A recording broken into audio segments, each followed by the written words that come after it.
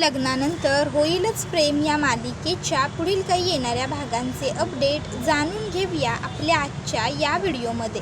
चला तर मग प्रेक्षकांनो सुरुवात करूया आपल्या आजच्या ह्या व्हिडिओला. तर आता आपण इथे पाहणार आहोत की कशा पद्धतीने आता इकडे काव्या ही आता चांगल्याच पद्धतीने दिव्याला अद्दल घडवणार, तर दुसऱ्या बाजूला नंदिनीला गिफ्ट देण्यासाठी एक जबरदस्त प्लॅन रचला जाणार. आता नेमकं काय काय आणि कसं कसं घडतं या सर्व गोष्टींचे अपडेट आपल्या या व्हिडिओमध्ये सविस्तर पाहूया. तर इकडे आता जी नंदिनी असते ती म्हणत असते की अहो आई, आपण दिव्याला काहीतरी मदत करायला हवी. त्याबरोबर मानिनी काकूसुद्धा म्हणतात की हो ना, उगाचच्या उगाच स्वयंपाकघराचा उकिरडा करून टाकेल ती मुलगी आणि नंतरनं आपल्याला तिघींनाच तो सर्व पसारा आवरत बसावं लागेल, निस्तरत राहावं लागेल. मग आता नंदिनी, काव्या, मानिनी काकू ह्या तिघीही स्वयंपाकघरात दिव्याकडे येतात. आता थोडीशी मदत करायची असं म्हटलेलं असतानासुद्धा नंदिनी ही मात्र दिव्याला खूपच जास्त मदत करायला चाललेली असते आणि हे काही आता काव्याला अजिबातच पटत नसतं. मग काव्या ही नंदिनीला खुणावते, नंदिनी ताई अगं काय करतेस? नंदिनी म्हणते अगं असू दे, आणि नंदिनी तिला खूप जास्तच मदत करत असते. आता हे काही काव्याला आवडत नाही.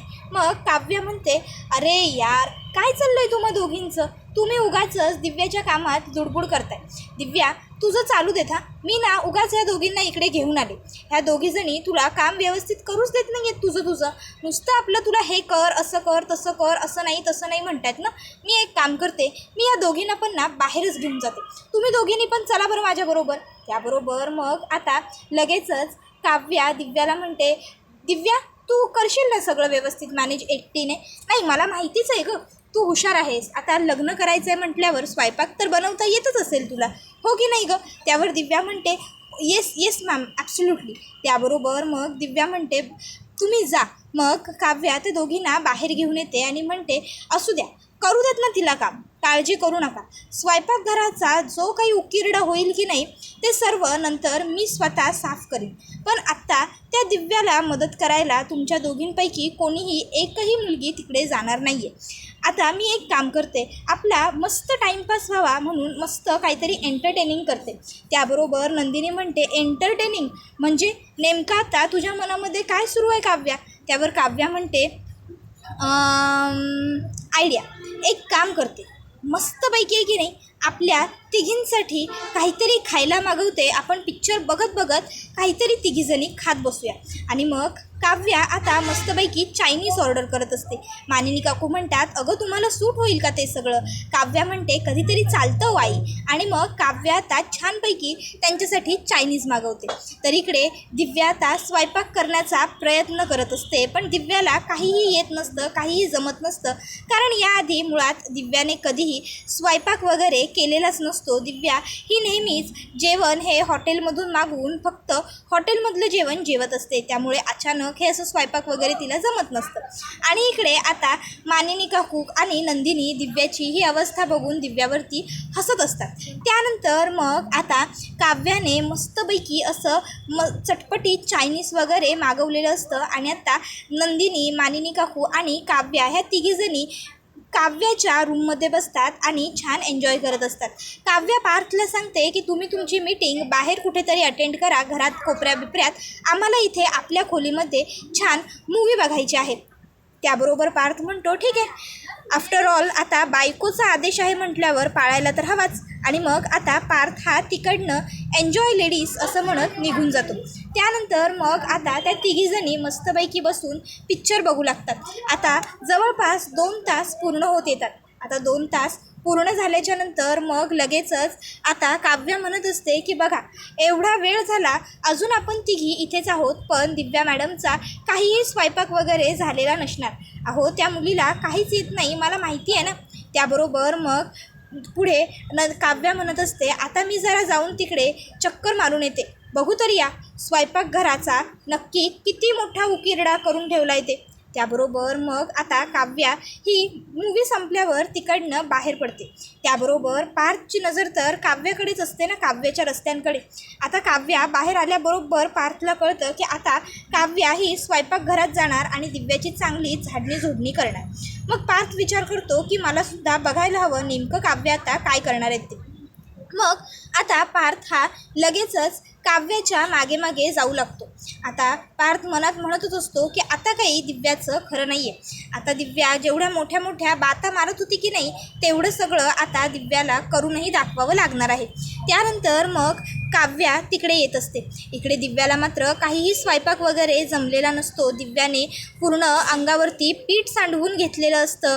पूर्ण केस तिची पिठाने भुरी भुरी झालेली असतात.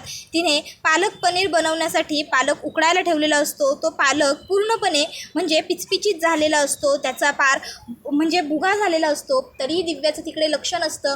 परत कणिक मळायला घेतलेलं असतं. त्यामध्ये खूप जास्तीचं पाणी घातलेलं असतं आणि ते कणिक खराब करून टाकलेलं असतं. त्याच्याशिवाय तांदूळ निवडायला घेतलेले असतात. ते तांदूळही डब्यातून काढताना सांडवलेले असतात. ते सगळं तिथे पसारा पडलेला असतो. इतक्यात आता त्या ठिकाणी काव्या येते.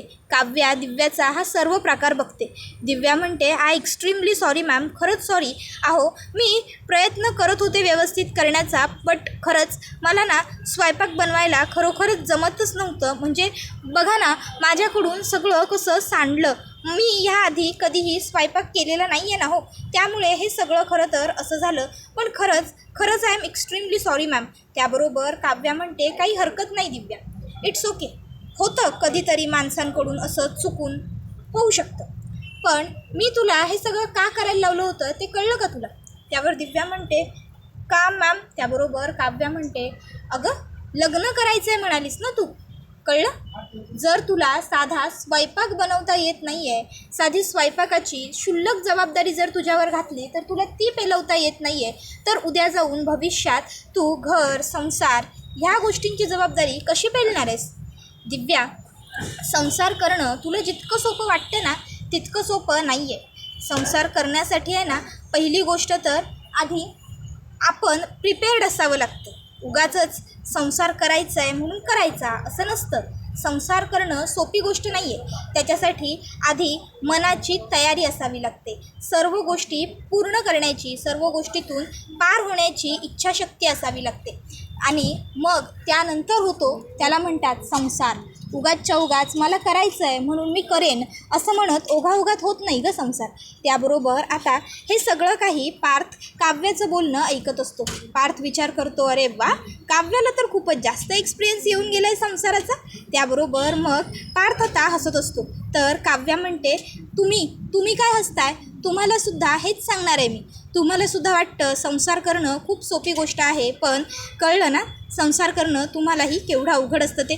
पार्थ म्हणतो, माझ्याबरोबर तुमच्यासारखी बायको असताना मला काही टेन्शन नाही आहे माझ्या संसाराचं. त्याबरोबर काव्या लगेच हसते आणि लाजते. त्याबरोबर मग आता काव्या दिव्याला म्हणते, काय मग आता कळलं ना लग्न आणि संसार ह्याच्यातला फरक? लग्न फक्त करायचं असतं, पण ते नातं निभावण्यासाठी, ते नातं टिकवण्यासाठी संसार करायचं असतो. लग्न करणं असेल एखाद्या वेळी तुझ्यासारखं बोलतेस तसं सोपं, पण संसार करणं तुला वाटतं तितकं सोपं नाही आहे दिव्या. संसार करण्यासाठी ना मुळात खूप पापड बेलावे लागतात. अर्थात ते तुझ्यासारख्या मुलीला काय करणार? त्याबरोबर दिव्या म्हणते, I am extremely sorry ma'am, मला हे सगळं ना खूप सोपं वाटत होतं, पण आता कळतं आहे जितकं सगळं सोपं वाटतं तितकं सगळं खरोखर अजिबातच सोपं नसतं मॅम, सॉरी. त्याबरोबर काव्या म्हणते, इट्स ओके. आता हा जो काही पसारा केला आहेस ना तो आवरून घे. त्याबरोबर दिव्या म्हणते, मी? त्याबरोबर काव्या म्हणते, मग कोण मी? तू केलं आहेस की नाही? तुला होती ना हौस संसार आणि लग्न यामधला फरक जाणून घेण्याची. मग आता दाखवलं आहे तुला संसार आणि लग्न ह्याच्यातला फरक. मग आता हे सगळं आवरण्याची जबाबदारी कोणाची, तुझी की माझी? त्यावर दिव्या म्हणते, माझी मॅम, मी आवरून घेते हां सगळं. मग काव्या तिकडनं बाहेर पडते. पार्थकडे येते आणि पार्थला म्हणते, बघितलं आता पुन्हा कधीच माझ्या नवऱ्याकडे नजर वर करून बघण्याची सुद्धा ही मुलगी हिम्मत करणार नाही.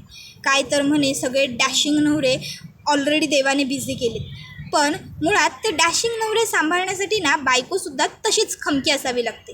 देशमुख, आज बघितलं ना दिव्याला कशी अद्दल घडवली येते. माझ्याशी खोटं बोललात किंवा मला जर फसवलं ना तर दिव्यासारखंच तुम्हालाही करे ना, लक्षात ठेवा. पार्थ म्हणतो की माझी बायको असताना मी कुठल्या मुलींकडे का बघू, मला गरजच नाही आहे, माझी बायको खूप सुंदर आहे. त्याबरोबर काव्य म्हणते, असं आहे का? बरं, कोण आहे तुमची बायको? त्याबरोबर मग आता लगेचच पार्थ म्हणतो, माझी बायको कोण आहे हे तुम्हाला माहीत नाही आहे का? त्याबरोबर मग आता लगेचच काव्या आणि पार्थ ह्या दोघांमध्ये मस्ती मजाक सुरू होते. दिव्या हे सगळं लांबून बघत असते आणि दिव्याला ह्या सगळ्यामुळे खूप राग येत असतो. दिव्याला जेलिसी होत असते. तिला वाटत असतं की अरे यार, मला कामाला लावलं आणि ही मस्त रोमॅन्स करते. तर त्याबरोबर आता दिव्याला इतक्यात आतमध्ये घरात विजय येताना दिसतो. विजय आलेला दिसता क्षणी दिव्या विजयच्या फोनवरती मेसेज करते, किचनमध्ये बघ. त्याबरोबर विजय किचनमध्ये बघतो. विजयला तिकडे दिव्या दिसते. आता ती खराब माखलेल्या अवस्थेतली दिव्या बघून विजयला प्रश्न पडतो की हे सगळं दिव्याचं काय झालं आहे. मग आता विजय हा काहीही न बोलता वरती रूममध्ये येतो आणि आता तो वसुआत्याला तिकडे येऊन विचारू लागतो, आई, आपल्या घरामध्ये आलेली ती मुलगी कोण आहे आणि तिचं असं काय केलं आहे ह्या काव्याने. ती बिचारी किती उदास दिसत होती. त्याबरोबर मग आता लगेचच वसुआत्या म्हणते, ती होय, अहो ती पार्थच्या ऑफिसमध्ये रम्याची रिप्लेसमेंट म्हणून आलेली मुलगी आहे, म्हटलं होतं की नाही, ही ती मुलगी आहे दिव्या. त्याबरोबर मग विजय म्हणतो, अहो मग ती आपल्या स्वयंपाकघरात काय करते. वसुआत्या म्हणते, अहो काही नाही हो, माझ्या रम्याची जागा घ्यायला आली होती ना. मग काय, ह्या काव्याच्या नजरेत खुपली असणार ती, म्हणून काव्याने कामाला जुंपलंय बिचारीला किचनमध्ये आपल्या. अहो मी म्हणते, ऑफिसमध्ये आपल्या काम करणाऱ्या मुलीला कोणी हे असं स्वयंपाकघरात राबायला उभं करतं का. उगाच आपलं करायचं म्हणून काहीतरी करतात. मला तर ना ह्यांचं हेच सगळं आवडत नाही आणि पटत तर त्याहून नाही. पण जाऊ दे, मानिनीला पटतंय ना, मानिनीच्या सुना जे काही वागतायत ते, जे काही करतायत ते, मग आपण काय करणार, आपण काय बोलणार नाही का. असो जावई बापू, बरं मला तुम्ही सांगा, तुम्ही तिकडे काय काय केलं. अहो इकडे ना हल्ली सगळंच सध्या खूप जास्त गोडगोड होऊ लागले. आपण दोघंही शांत आहोत त्यामुळे. पण जावई बापू, आता झालं तेवढं गोडगोड सगळं पुरे झालं. आता ना ह्यांना चांगली पुन्हा अद्दल घडवण्याची वेळ आलेली आहे. काय पटतंय की नाही तुम्हाला माझं. त्याबरोबर मग आता लगेचच इकडे विजय म्हणतो, हो हो बरोबर बरोबर, अद्दल घडवायची वेळ आलेली आहे. त्याबरोबर वसुआत्या म्हणते, काय हो जावई बापू, काय झालं, तुम्ही कसला एवढा विचार करताय. विजय म्हणतो, नाही कसला नाही, कसला विचार करणार मी, कसलाच नाही. त्याबरोबर वसुआत्या म्हणते, नक्की ना, कारण मला असं वाटतंय खरं की तुमच्या मनात आणि तुमच्या डोक्यात काहीतरी वेगळं वेगळं सुरू आहे म्हणून. त्यावर विजय म्हणतो, नाही नाही, तसं काही नाही आहे, तुम्हाला उगाच काहीतरी वेगळं वाटतंय. मग इतक्यात वसुआत्याचा फोन वाजतो. वसुआत्याच्या मैत्रिणी वसुआत्याला क्लबमध्ये बोलवत असतात. वसुआत्या म्हणते, जावई बापू, अहो माझ्या मैत्रिणी मला जरा बाहेर बोलवत आहेत, मी निघते हां. आणि मग वसुआत्या तिकडनं निघते. आता वसुआत्या तिकडनं निघाल्याच्या नंतर इकडे आता दिव्याने सुद्धा सर्व किचन ओटा वगैरे सर्व साफसफाई करून झालेली असते. मग आता दिव्या ही काव्याकडे येते आणि काव्याला म्हणते, काव्या मॅम, सगळं झालेलं आहे आता साफ वगैरे करून, आता मी निघू का. नाही म्हणजे ऑफिसला जायचं आहे ना मला, उशीर होतोय, नाहीतर थांबले असते. त्यावर काव्या म्हणते, नाही नाही, थांबण्याची काही गरज नाही आहे दिव्या, तू गेलीस तरी चालेल. त्यावर दिव्या काव्याकडे बघतच राहते. त्यावर काव्या म्हणते, अगं म्हणजे ऑफिसला गेलीस तरी चालेल, उशीर व्हायला नको ना तुला ऑफिसला पोहोचायला, म्हणून म्हटलं ये तू. त्याबरोबर दिव्या, हो येतेच, असं म्हणत तिकडनं रागारागात निघते. दिव्या घरातनं बाहेर पडते आणि ताबडतोब विजयला मेसेज करते, आत्ताच्या आत्ता मला भेटायला पबमध्ये ये. आता विजय विचार करतो की नको नको, ही वसूसुद्धा तिथे पबमध्येच गेलेली आहे. जर चुकून हिने मला आणि दिव्याला पबमध्ये वगैरे कुठे पाहिलं, आम्ही चुकून त्याच पबमध्ये गेलो जिथे ही आहे, तर सगळी गडबड होईल. त्यापेक्षा मी दिव्याला सांगतो की आपण एखाद्या कॅफेटेरियामध्ये भेटूया. मग विजय दिव्याला म्हणतो, दिव्या मी काय म्हणतो, पबमध्ये भेटण्याची ही वेळ नाही, आपण आता पबमध्ये नको भेटायला, आपण एक काम करूया, आपण आहे ना आता एखाद्या कॅफेटेरियामध्ये भेटूया. त्याबरोबर मग दिव्या म्हणते की तुला जिथे वाटेल तिथे ये, पण लवकर मला भेटायला ये, कळतंय का तुला, मला काहीही करून लवकरात लवकर तुला भेटायचं आहे. मग विजय दिव्याला म्हणतो की हो हो मी येतोय. त्यानंतर विजय दिव्याला भेटायला एका कॅफेटेरियामध्ये पोहोचतो. आता तिकडे गेल्यावर विजय दिव्याला म्हणतो की काय झालं दिव्या, तू एवढ्या घाईघाईने मला भेटायला का बोलवून घेतलंस. त्याबरोबर मग दिव्या म्हणत असते की तुझ्या प्रेमासाठी आणखीन मला काय काय सहन करावं लागणार आहे रे विजय. त्यावर विजय म्हणतो, काय झालं आहे दिव्या, प्लीज शांत हो बरं, आणि शांतपणे मला जे काही घडलं आहे ते सांग. त्याबरोबर मग दिव्या म्हणते, शांतपणे सांगू का तुला, ठीक आहे एकच मिनिट हां, शांतपणे सांगते. तुला माहिती आहे आज काय घडलंय? आज त्या काव्याने माझ्याकडनं मोलकरणीसारखी किचनमधली कामं करून घेतली. अरे तुझ्यामुळे मला त्या देशमुखांच्या स्वयंपाकघरात जाऊन काम करावं लागलं. आजपर्यंत कधी स्वतःसाठी कॉफी बनवून घेतली नाही आहे मी, आणि त्या काव्यामुळे मला आज स्वयंपाकघरात चक्क राबावं लागलं. काय समजते ती काव्य स्वतःला ना, मला काही कळतच नाही. तुझ्या प्रेमापोटी मी हे सगळं काही सहन करते हा विजय. त्यावर विजय म्हणतो, दिव्या अगं प्लीज दिव्या शांत हो. हे बघ, मला फक्त ना त्या लोकांना उद्ध्वस्त करायचं आहे, मला फक्त त्या लोकांना बर्बाद करायचं आहे बास. बाकी दुसरा माझा काहीही हेतू नाही आहे, तुला तर चांगलं माहिती आहे. आता विजय दिव्याचे हात पकडतो आणि दिव्याला म्हणतो, दिव्या हे सगळं आपल्याच तर भविष्यासाठी सुरू आहे ना. एकदा का त्या देशमुखांना आपण उद्ध्वस्त करण्यात यशस्वी झालो की त्यानंतर मग आपण लग्न करू, आपण आपला सुखाने संसार सुरू करू, आपण आपलं आयुष्य जगू प्लीज. पण तोपर्यंत दिव्या हे सगळं काही आपल्याला करावंच लागणार आहे. आपल्या भविष्यासाठी, आपल्या दोघांसाठी करशील ना दिव्या हे सगळं? त्यावर दिव्या म्हणते, हो आपल्या दोघांसाठी आहे ना, म्हणूनच करते. नाहीतर मला ना त्या पार्थमध्ये सुद्धा काही काडीचाही इंटरेस्ट नाही आहे. विजय तुला माहिती आहे माझं फक्त तुझ्यावर प्रेम आहे आणि फक्त तुझ्यावरच प्रेम आहे. मी तुझ्या व्यतिरिक्त इतर कोणाचा विचारही करू शकत नाही रे. त्याबरोबर आता वसुहत्याच्या ज्या मैत्रिणी असतात, वसुहत्या त्यांना म्हणते की अगं पबमध्ये कशाला भेटायचं, पबमध्ये आपण रात्री जाऊ, त्यापेक्षा आपण आत्ता कॅफेटेरियामध्ये जाऊन थोडा वेळ बसू. आणि वसुहत्या तिच्या मैत्रिणींबरोबर सुद्धा बरोबर त्याच कॅफेटेरियामध्ये आलेली असते जिथे आता विजय दिव्याबरोबर आलेला असतो. आणि आता वसुहत्या विजय आणि दिव्याला एकत्र बघते. वसुहत्या म्हणते, ही तर दिव्या आहे, काव्याची रम्याची रिप्लेसमेंट. मग हिच्याबरोबर विजय काय करतायत? नाही नको, आत्ता तरी जाऊन मी काहीही विचारायला नको, कारण आत्ता मी जाऊन विचारलं तरी हे फक्त माझ्याबरोबर खोटंच बोलणार आहे. त्यापेक्षा मी एक काम करते, ह्यांचा फोटो काढून ठेवते माझ्याजवळ. आणि मग आता लगेचच वसुहत्या ही विजयचा आणि दिव्याचा एक फोटो क्लिक करून स्वतःच्या जवळ घेते. त्यानंतर मग आता लगेच वसुहत्या ही तिच्या मैत्रिणींना म्हणते, बरं तुमचं चालू द्या, मला उशीर होतोय, मी निघते हां. त्याबरोबर वसुहत्याच्या मैत्रिणी म्हणतात, अगं वसू आत्ताच तर आलीस ना, एवढी कसली घाई? वसुहत्या म्हणते, आहे थोडीशी घाई आहे, मी निघते ना, पुन्हा भेटेन तुम्हाला हां, निघते. आणि मग आता वसुहत्या मैत्रिणींना पुन्हा भेटूया सांगून तिकडनं निघते.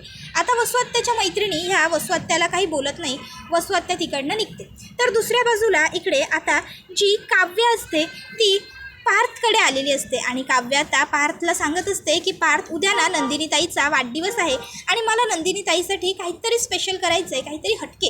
पण मी तिला काय गिफ्ट देऊ हे मला कळत नाही आहे. नंदिनीताई माझ्यासाठी नेहमीच काहीतरी स्पेशल करत असते माझ्या वाढदिवसाला, काहीतरी हटके, आणि मला सुद्धा तिच्या वाढदिवसासाठी ना काहीतरी तसंच करायचं आहे. पण काय करू आणि काय नाही मला काही सुचत नाही आहे. पार्थ प्लीज तुम्हीच माझी या सगळ्यामध्ये मदत करू शकता. सो तुम्ही मला सांगा ना की मी नंदिनी ताईसाठी काय करू, नंदिनी ताईला काय आवडेल. त्याबरोबर पार्थ म्हणतो, आता मी काय सांगू काव्या. त्याबरोबर दुसऱ्या बाजूला इकडे मानिनी काकू ज्या असतात त्या घरातली कामं करायला जातात. आता त्यावेळी स्वयंपाकघरात जेव्हा मानिनी काकू जातात, दिव्याने फक्त सगळी स्वच्छता वरचेवर केलेली असते, दिव्याने काहीही व्यवस्थित स्वच्छ केलेलं नसतं. मानिनी काकू म्हणतात, शी किती गचाळ आहे ही मुलगी. तर दुसऱ्या बाजूला आता इकडे जी काव्य असते ती काय करते, ती पार्थला विचारते. मग पार्थ तिला आयडिया देतो की तुम्ही एक काम करा काव्या, तुम्ही तो जो IIP रोड आहे त्याच्यावरचं जे काम करणार आहात ना, मिसकॅरेज झालेल्या बायकांना न्याय मिळवून देणार आहात, ती गुड न्यूज नंदिनींना द्या. आणि गुड न्यूज देताना तुम्ही नंदिनींना त्या बायकांची यादी दाखवा. मग बघा नंदिनी खुश होऊन जातील. त्यावर हे ऐकून काव्याला भारी वाटतं. काव्या म्हणते, हां ये हुई ना बात, एकदम मस्त. आणि मग काव्या IIP रोडला जाते आणि तिकडनं ती यादी कशीबशी मिळवते आणि ती यादी घेऊन ती नंदिनीकडे येते आणि नंदिनीला ती वाढदिवसाचं गिफ्ट म्हणून ती यादी देते. आता त्या यादीमध्ये नंदिनीचं सुद्धा नाव असतं, जे बघून सगळेजण हादरतात. त्यावर नंदिनी म्हणते, असं काय करताय, ही यादी अपघात झालेल्या बायकांची आहे. त्या रोडला नाही का माझासुद्धा अपघात झाला होता, म्हणून यामध्ये माझंसुद्धा नाव आहे. माझं मिसकॅरेज वगैरे काहीही झालेलं नाही आहे, तुम्ही उगाच सगळेजण टेन्शन घेऊ नका. त्याबरोबर घरातले सगळेजण म्हणतात, नशीब आम्ही घाबरलो. त्याबरोबर नंदिनी म्हणते की नाही घाबरण्याची वगैरे काहीही गरज नाही आहे. मग सगळ्यांची भीती जाते. त्याबरोबर दुसऱ्या बाजूला इकडे नंदिनी म्हणते, काव्य म्हणालेली असताना माझ्या बाळाला आणि मला काय होणार आहे, काव्य आहे ना आमची काळजी घ्यायला. त्याबरोबर काव्या म्हणते, हो ग ताई, मी काही होऊ देणार नाही आहे बघ तुला. त्याबरोबर आता हा व्हिडिओ इथेच संपतो. व्हिडिओ आवडला असेल तर व्हिडिओला लाईक करा. चॅनलवर नवीन असाल तर चॅनलला सबस्क्राईब करा आणि बेल आयकॉन आठवणीने प्रेस करा, जेणेकरून तुम्हाला पुढच्या प्रत्येक व्हिडिओचं नोटिफिकेशन मिळत जाईल आणि सर्व व्हिडिओंचा आनंद हा अगदी उत्तम पद्धतीने घेता येईल. चला तर मग प्रेक्षकांनो, आजच्या पुरतं इथेच थांबूया. पुढचा व्हिडिओ येईपर्यंत ह्या व्हिडिओचा आनंद घेत राहा.